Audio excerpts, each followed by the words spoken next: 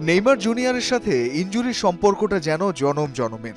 যখনই তাকে ঘিরে ডানা মেলে নতুন সম্ভাবনা, তখনই আশার প্রদীপ নিভিয়ে দেয় চোট সমস্যা। এক সপ্তাহ আগেই ব্রাজিলের 23 সদস্যের জাতীয় দলে ডাক পেয়েছিলেন নেইমার। তবে আনন্দের রেশ শেষ পর্যন্ত মলিন হয়েছে ইনজুরির বেদনায়। চোট জর্জরিত অবস্থায় সৌদি আরবের ক্লাব আল হিলালের পাট চুকিয়ে নেইমার ফিরে আসেন শৈশবের ক্লাব সান্তোসে।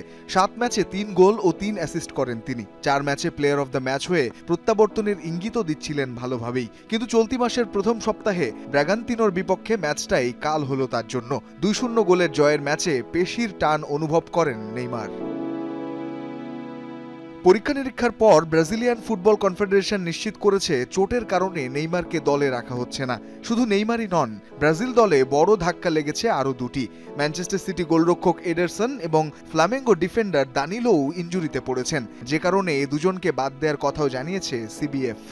দল ঘোষণার পর ব্রাজিল জাতীয় দলের মেডিকেল বিভাগ আমাদের সব খেলোয়াড়, বিশেষ করে ফ্লামেঙ্গোর দানিলো, সান্তোসের নেইমার ও ম্যানচেস্টার সিটির এডারসনের শারীরিক অবস্থা সম্পর্কে খোঁজ খবর জানাচ্ছিল। মূল্যায়ন শেষে তাদের বদলে লুকাস পেরি, আলেক্সান্দ্রো এবং এনরিককে দলে ডাকার সিদ্ধান্ত নেওয়া হয়েছে। লাতিন আমেরিকান বিশ্বকাপ বাছাই পর্বে ব্রাজিল এখন আছে 5ম স্থানে। আগামী বৃহস্পতিবার ঘরের মাঠে তারা আমন্ত্রণ জানাবে কলম্বিয়াকে। এরপর বুয়েন্স আয়ার্সে গিয়ে আর্জেন্টিনার বিপক্ষে ম্যাচ খেলবে 26 মার্চ।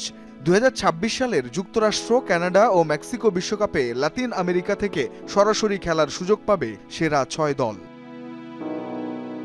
রঞ্জন শান্ত, যমুনা স্পোর্টস।